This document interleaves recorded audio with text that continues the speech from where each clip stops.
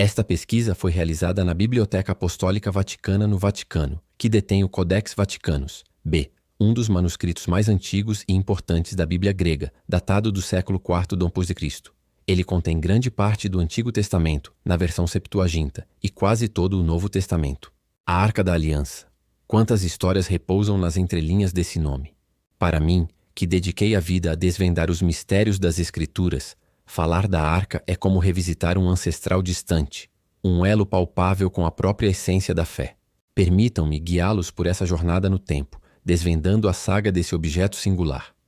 Imaginem a vastidão do deserto, o silêncio cortado apenas pelo vento e pela voz trovejante do Altíssimo ecoando no Monte Sinai. Ali, Moisés, nosso grande líder, não apenas recebia as tábuas da lei, o código moral que moldaria uma nação, mas também um projeto divino, um plano meticuloso para um santuário itinerante, o tabernáculo. E no coração desse tabernáculo residiria a Arca da Aliança. Deus, com uma precisão que nos assombra até hoje, ditou as medidas exatas. 2 côvados e meio de comprimento, 1 côvado e meio de largura e 1 côvado e meio de altura. Pensem na madeira de acácia resistente, quase incorruptível como a base. Mas a verdadeira magnificência residia no revestimento.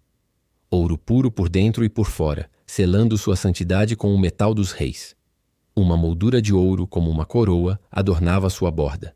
E para transportá-la, argolas de ouro maciço e varas de acácia folheadas a ouro, para que mãos comuns jamais a tocassem diretamente. Mas a arca não era apenas um cofre precioso. Sua tampa, o propiciatório. Ali residia o mistério mais profundo. Feito do mais puro ouro, era o ponto de encontro, o lugar onde a Shequina, a glória visível de Deus, pairava entre os querubins dourados. 2 seres celestiais, esculpidos com asas estendidas, como guardiões de um segredo divino, fitando um ao outro sobre a tampa. Era naquele espaço sagrado que Deus prometia falar com Moisés, revelando seus desígnios para Israel. O propiciatório, meus amigos, era mais que uma cobertura, era o trono da misericórdia, o lugar da expiação. E o que repousava no interior dessa arca sagrada? Primeiramente, o bem mais precioso, as 2 tábuas da lei, gravadas pelo próprio dedo de Deus. Ali estavam os 10 mandamentos, a essência da aliança, o contrato divino entre o Criador e sua criação escolhida. O autor da Epístola aos Hebreus nos revela mais. Um vaso de ouro contendo o maná, aquele pão miraculoso que sustentou nossos antepassados no deserto. Um lembrete constante da provisão divina.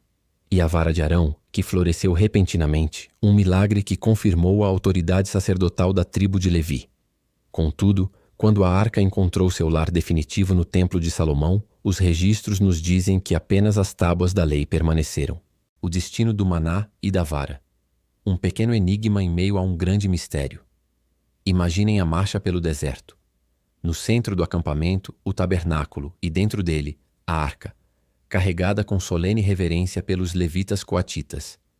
Sua presença era a bússola da nação, o sinal para avançar quando a nuvem da Shequina se elevava, o ponto de descanso quando ela repousava. E na conquista da terra prometida, a arca ia à frente, abrindo caminhos impossíveis, como nas águas turbulentas do Jordão. Em Jericó, sua presença, acompanhada do clamor do povo e do som das trombetas, derrubou muralhas aparentemente intransponíveis. A arca não era uma arma, mas a manifestação do poder de um Deus que lutava por seu povo. Um episódio sombrio, mas instrutivo, ocorreu em batalha contra os filisteus. Em um momento de desespero, os israelitas equivocadamente levaram a arca para o campo de batalha como um talismã. A derrota foi amarga e a arca caiu nas mãos dos inimigos. Mas a posse da arca não trouxe vitória aos filisteus, apenas pragas e desgraças. Seu deus Dagom curvava-se inexplicavelmente diante dela. Cidades eram afligidas por doenças.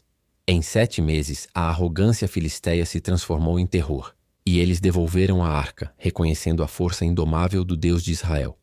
Uma lição severa. A presença divina não pode ser manipulada.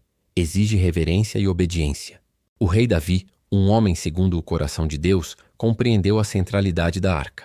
Seu desejo era trazê-la para a recém-conquistada Jerusalém. A primeira tentativa terminou em tragédia, com a morte de Uzá por tocar na arca. Um lembrete solene da sua santidade. Mas Davi não desistiu.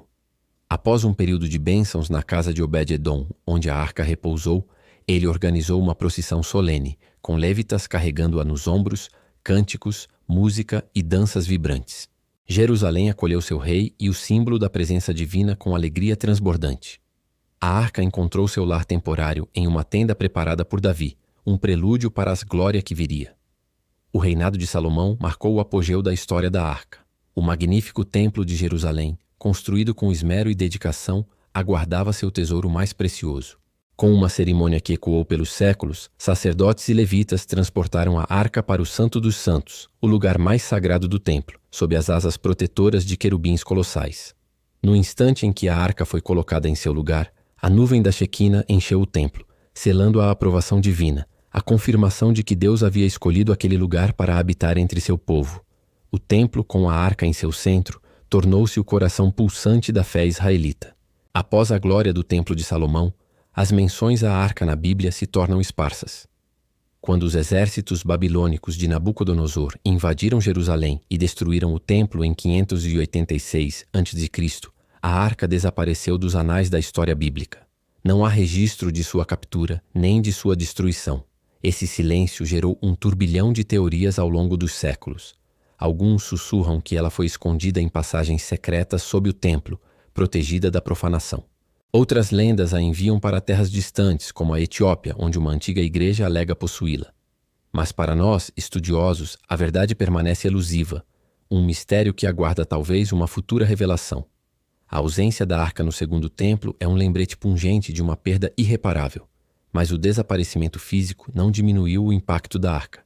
Para o povo judeu, ela permanece o símbolo supremo da presença divina, da aliança inquebrantável e da lei que os moldou como nação.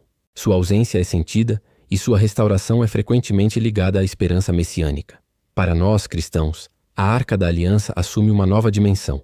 Vemos nela um prenúncio, uma sombra das realidades celestiais que encontraram sua plenitude em Jesus Cristo. O propiciatório aponta para o sacrifício redentor na cruz, o lugar da expiação final pelos pecados da humanidade. A própria ideia de Deus habitando no meio de seu povo, simbolizada pela arca, encontra sua concretização no Emanuel, Deus conosco. Mesmo na cultura secular, a Arca da Aliança ecoa como um artefato de poder e mistério, alimentando a imaginação em filmes e livros. Embora essas representações nem sempre se alinhem com a narrativa bíblica, elas atestam o fascínio duradouro que esse objeto sagrado exerce sobre a humanidade. A Arca da Aliança. Mais do que um objeto, uma história viva, um testemunho da busca incessante da humanidade pela presença divina. Seu destino final pode ser um enigma, mas seu legado ressoa através do tempo, lembrando-nos da promessa de um Deus que deseja habitar no coração de seu povo. E para mim, um humilde guardião dessas histórias, a saga da Arca continua a inspirar admiração e a alimentar a chama da fé.